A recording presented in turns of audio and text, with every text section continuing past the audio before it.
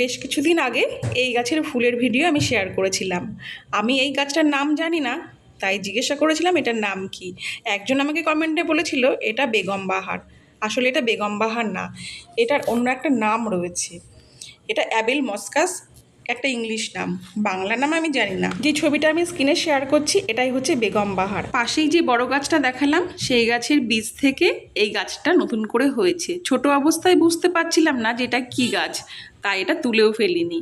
কিছুদিন পরে আস্তে আস্তে যখন বড় হচ্ছে তখন এটা বুঝতে পারলাম যে এটা ফুল গাছটা। তারপরে এটাকে আমি এখন নিচে না রেখে ছাদে নিয়ে এসে লাগালাম। লাগানোর জন্য সেরকম টব খালি পাইনি বলে এরকম একটা ছোট্ট বালতির মধ্যে আমি লাগাচ্ছি।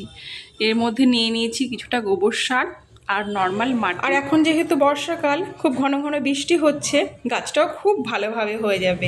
আবার এই ফুল গাছটাকে অনেকে জবা ফুলও বলে, খানিকটা জবা ফুলের মতো দেখতে হয় কি না তার জন্য। আর আমার এই ছাদ বাগানে ছাদে মাত্র 2 রকমের জবা রয়েছে।